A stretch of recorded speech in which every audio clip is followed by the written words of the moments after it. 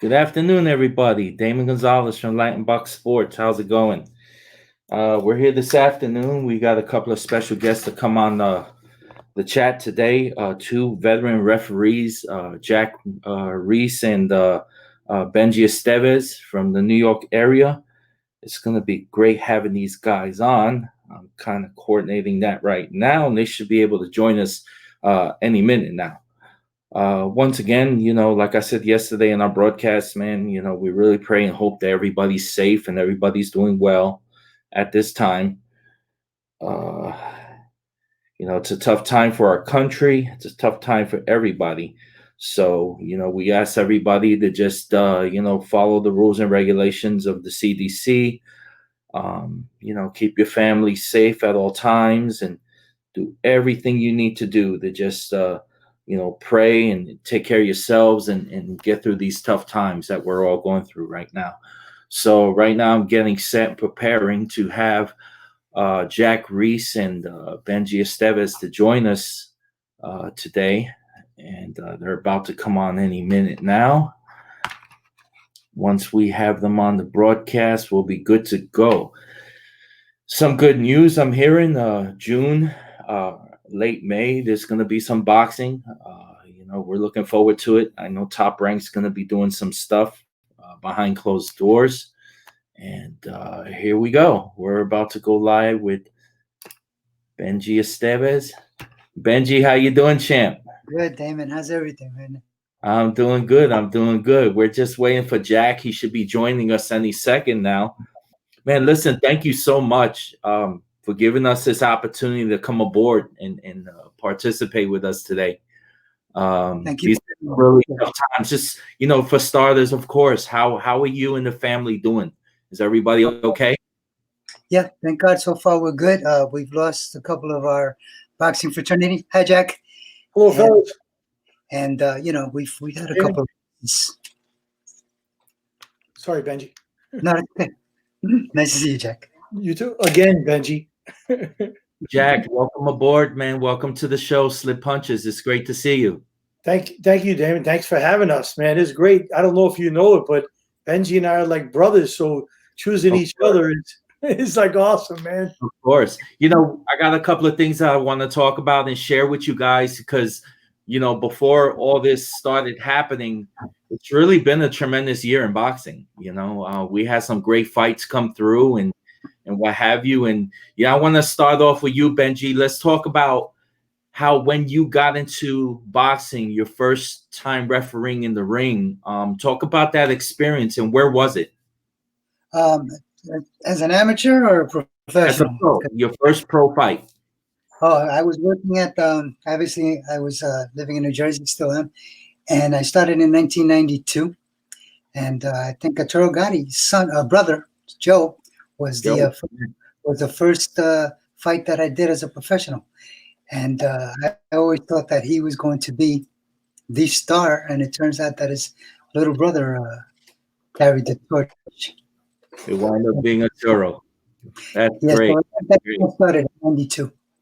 And at that time, there was a lot of phenomenal referees in the sport, with Arthur McKenzie Sr. and Joe Cappuccino. You had some great guys up there in the North. Talk about, them kind of shadowing you and helping you out. Well, when I came in, we had Randy Newman, Rudy Battle, Frank Cappuccino, as you mentioned. We had Tony Perez, not the Tony Orlando, not the singer. Rafael Ramos, McCanty, you mentioned McCanty, and there was Steve Smoger. Yes. There's a list goes on and on. So I got a chance to learn from each and every one of them, and of course I came in under the tutelage of Mr. Hazard and Joe Cortez as well, because when I turned pro, he was just about to move to Vegas.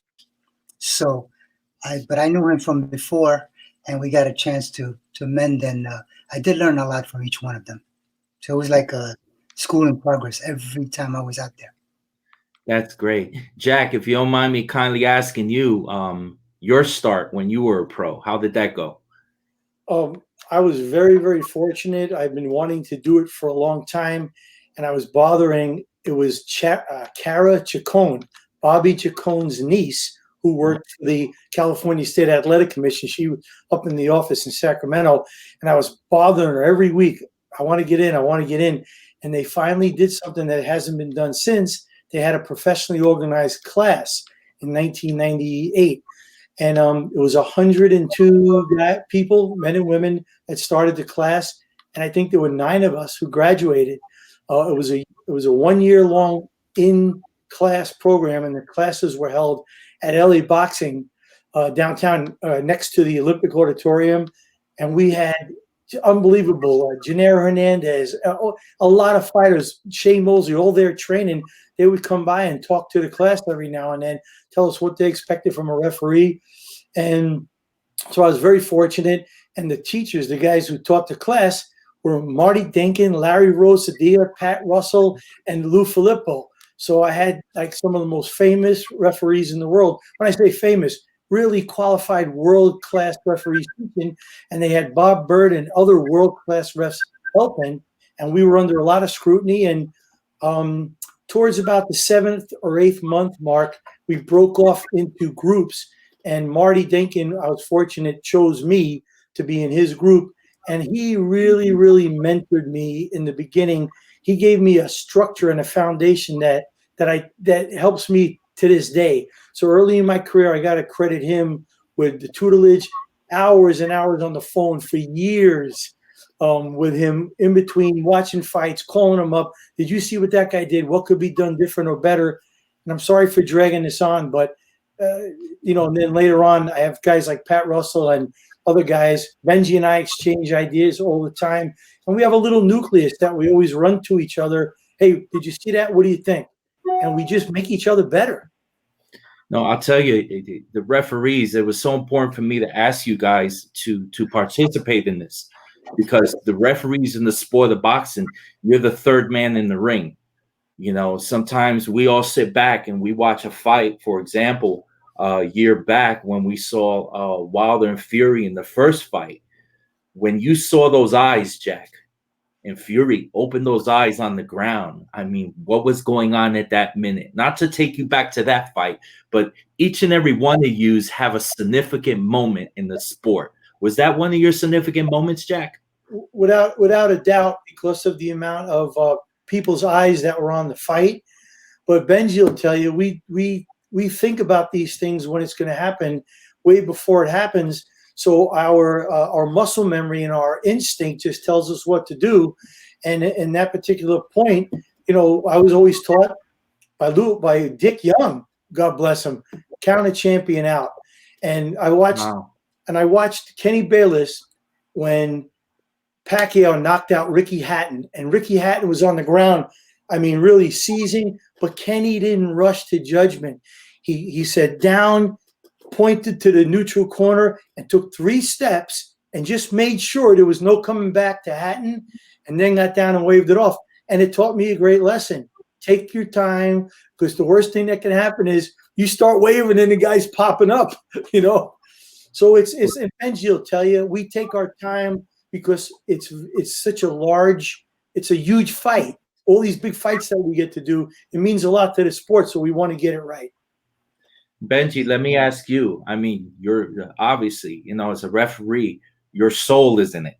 This is something that, when you got 2 million people watching on pay-per-view this fight, and they see how the fight's going, your eyes are right there in the middle of the ring. Talk about that experience and those decisions you have to make as a referee to just evaluate the situation, because we all know, of course, safety's first.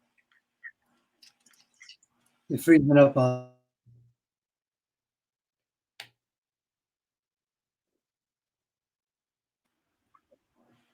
You with us? You're live now. Yeah. So he froze up on me, the screen.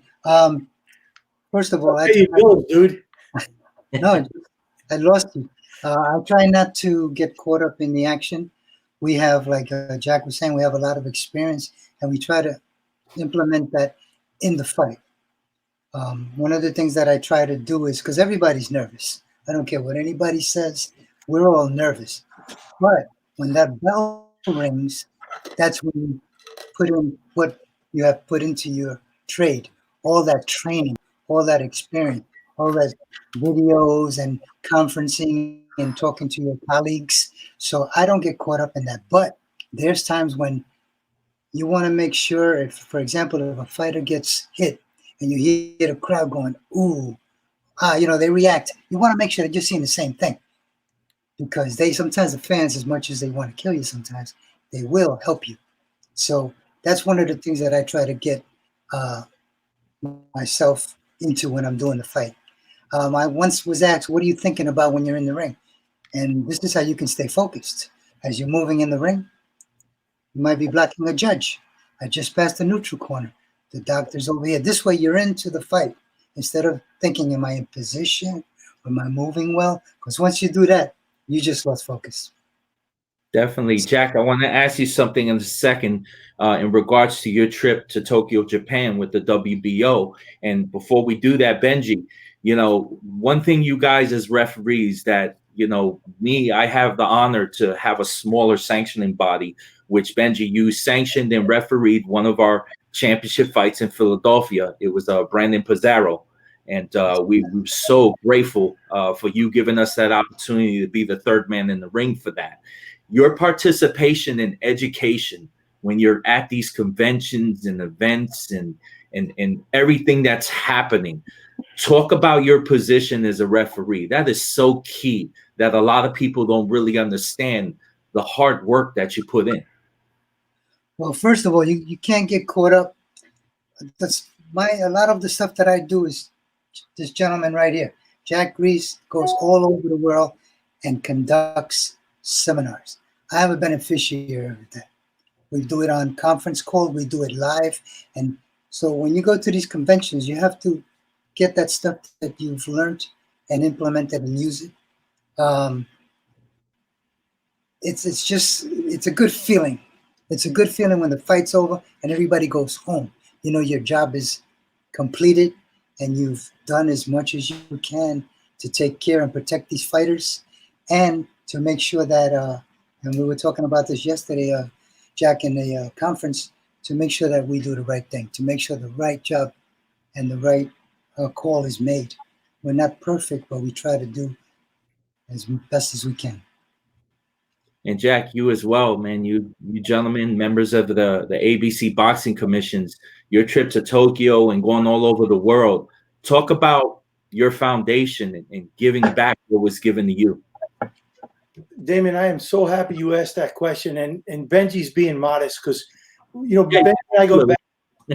We go back so far, and Benjy and I and Pat Russell and Pete Podgorski, and then other times me and Benjy and Bob Bird or Tony Weeks, a group of us, we were assigned by different organizations to give them seminars. I think we did one in Atlantic City together too, but we did one in Panama. We do them all over, and we spend 8 hours with a ring set up, and we have boxers come in to fake the scenarios, and we try to help the younger guys. And what we try to do too, we help the older guys who have been around for a long time that feel they should know it all and are ashamed to ask questions.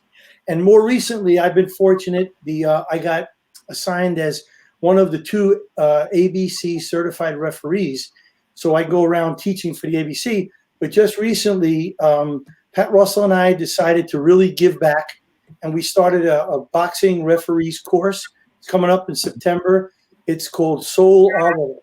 And if people want to learn about it, if they think it's something they could use, it's soularbiter.com, SOLEARBITER.com. And I'm very, very, very proud to say that the WBO has embraced us and fully endorsed us to do this teaching. And they want their officials to go. And that's a really progressive sanctioning body to do something like that. And we look forward to this joint union together with them, and we can't say enough about it. So we want to help people be able to do what Benjy could do, and that is instantly recognize what happened in front of him and be able to analyze, visualize, and execute what he's supposed to in a second. And that's what we're going to be doing in these classes. Benjy, you as a referee in the ring, tell all the fighters out there, what does safety mean to you as a referee? I was once asked, when I give instructions, what do you tell the fighters? Sometimes they say, I'm here to help you win the fight. Not help you win the fight, but to allow you to do what you have to do. But we have to protect the fighters. And all I have to say to the fighters is fight clean. And, you have guys like Bernard Hopkins, in my opinion, was one of the consummate professionals. And if you're green, he's going to work. He's going to work. He's going to work you. So what I try to do is just try to tell the fighter to keep it fair, obey the commands, do your job, let me do my job. I address that cornerman.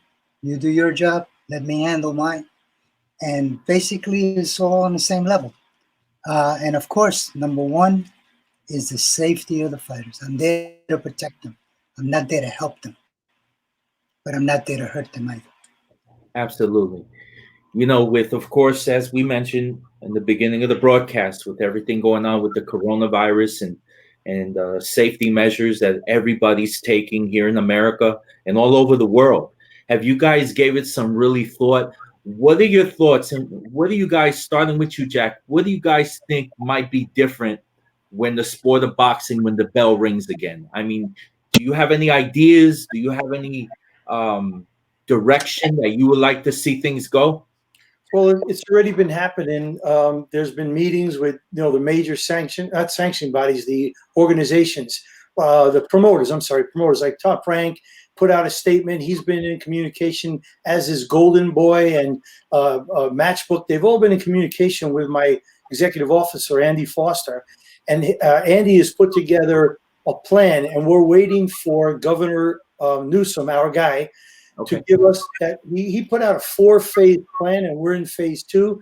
Once he gives us the go ahead for phase 3, the way it's going to look is that there's going to be no crowd initially, and it'll just be the necessary people.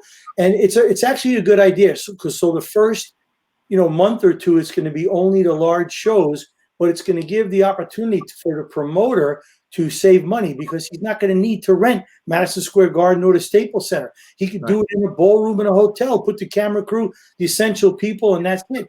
They're also talking about having people tested, temperature, officials and everybody involved, fighters, everybody. When the tests come back, then you're good to go within the area. And they're actually thinking about doing back-to-back shows, 2 shows for television, maybe 2 different nights, to make it as efficient as possible. But that's above my pay grade and level. All I know is we're very close to coming back as soon as California gets into phase 3.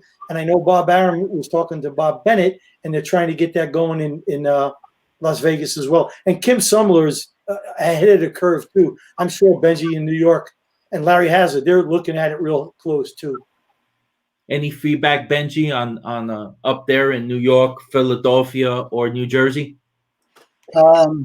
Well, Jack covered it all right there. So they're going to start off with the smaller shows. I don't know how they're going to effectuate it, but I'm pretty sure that it's going to be different. It's going to be very different.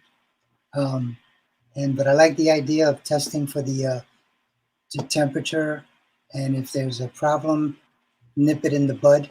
The smaller venues is a great idea, but I haven't gotten any feedback. We've been mostly doing seminars for rules and things of that nature. We haven't gotten to the administrative part yet. I haven't been involved. Anyway. Benjy, let me ask you, in all your years in boxing, what's the one fight that sticks out the most for you? The one that you've refereed out of all these years? Well, if I had to pick one, I think it's when Prince Nassim's first fight in the United States. I think that was monumental. It was at the Garden, and he was he was just big.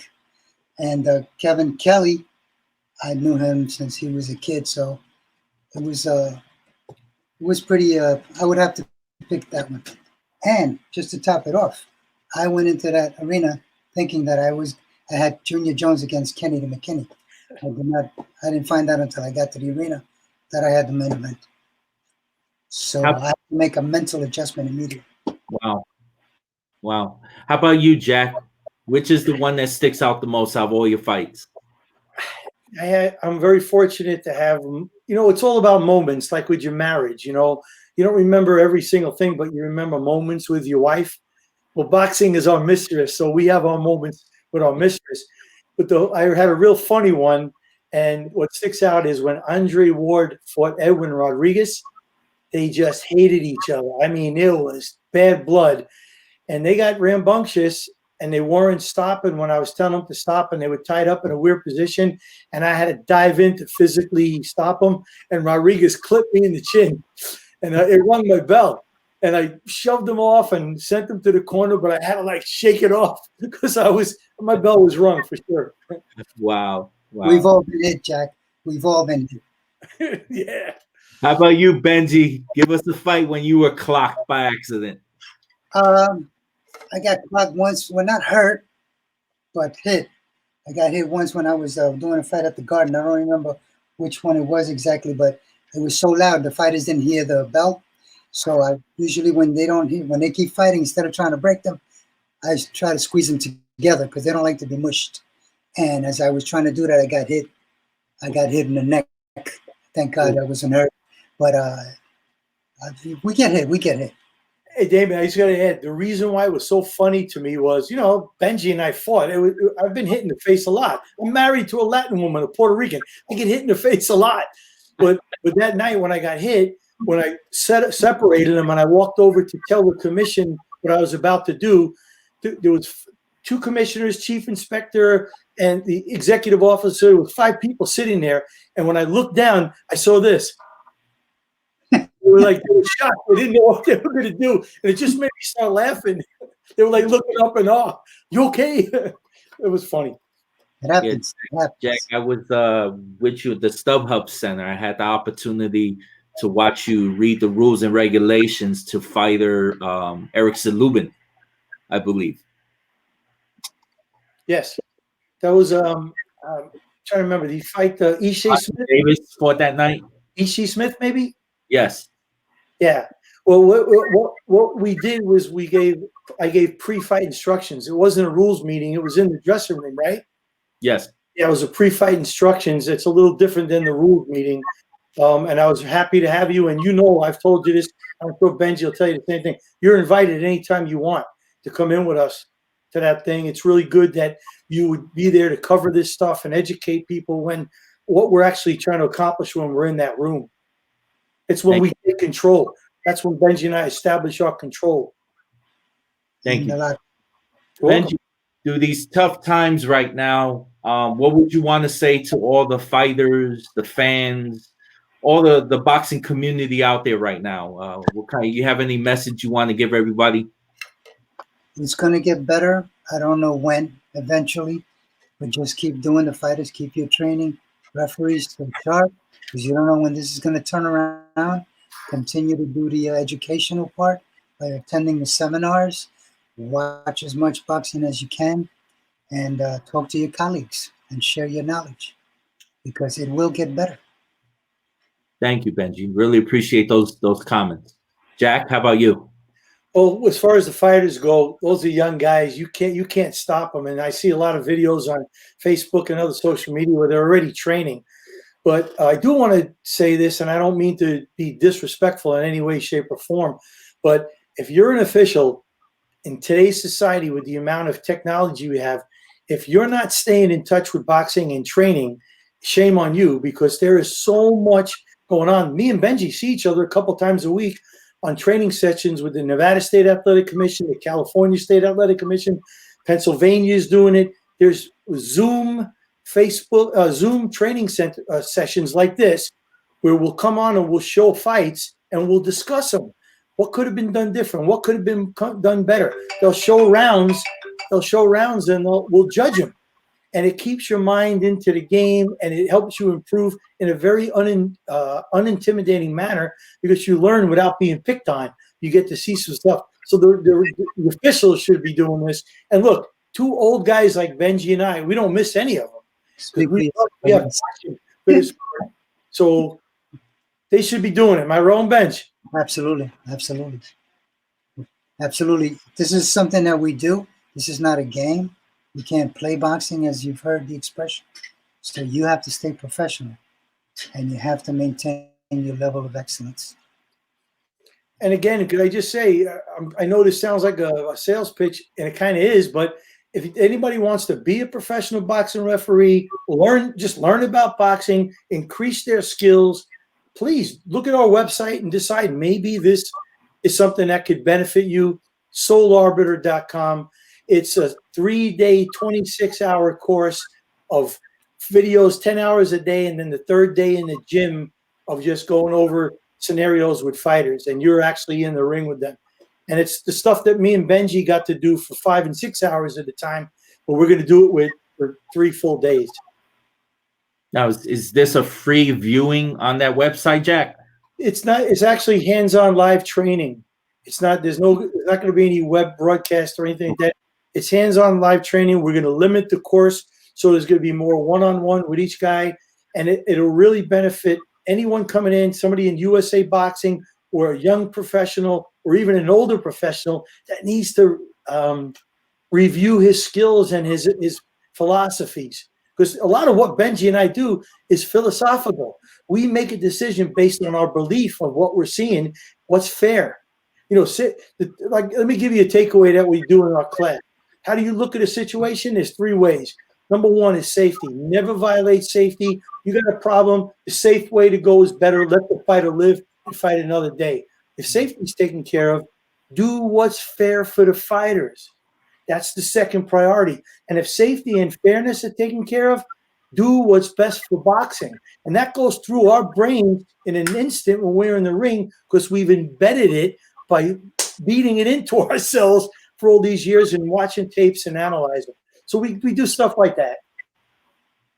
As we get ready to do close, Benjy, you want to give any special thanks to anybody that's been, supporting you and helping you out, or and pretty much being a part of everything you're doing?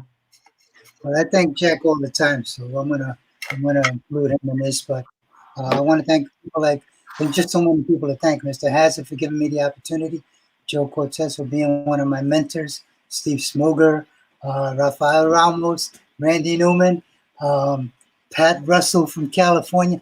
There's so many would take up, but if I missed anyone, please forgive me. There's just so many people that's involved with our mental and physical makeup. Absolutely. Thank you so much for sharing that. Jack, how about yourself? Would you like to thank anybody? Oh, my God. I'll keep you here all day, but I want to make it short and sweet. I want to mirror what Benjy's saying in a nutshell. We didn't get to where we are alone. Refereeing is a craft. It's a skill. And you got to develop that craft and skill. And the only way to do it is to lean on guys like Joe Cortez and the other guys that Benjy mentioned. And my mentors were Marty Duncan, Lou Filippo, Pat Russell, and now as a more seasoned referee, I have what I call a brain trust of guys who have been in the same type of situations, who have good combative sports minds like Benjy. And you guys believe it or not, Big John McCarthy from the MMA world is just a brilliant combative sports mind. And Tom Taylor, who's out here with the commission, and Mike Bell, and guys, Russell, of course, and we share our experience. Joe Cortez, I'm not on the phone with Joe as much as Benjy, but it's just, let me tell you what Joe Cortez said that just made me realize this guy's intelligence. Pacquiao Marquez, 99.9% of the people reffing that fight, and all the doctors would have stopped that fight in the first round after Marquez went down 3 times. Ask Joe Cortez, Joe, why didn't you stop the fight? It was early in the fight, and I knew Marquez had a full gas tank. We're going to let him go and see what happens. That's like a pearl of brilliance to take away, right, Benj? Absolutely. It stays with guys like us for the rest of our lives. It's early. It's early. Let them go. Let's see what you got. And that's the kind of stuff we got from them. That's awesome. Listen, once again, thank you guys for coming on the Slip Punches show. I appreciate you so much, and I hope to have you guys back. Thank you for having us. That's awesome. Love you, Jackie. Hey, me too, man. See you. Thank you, man.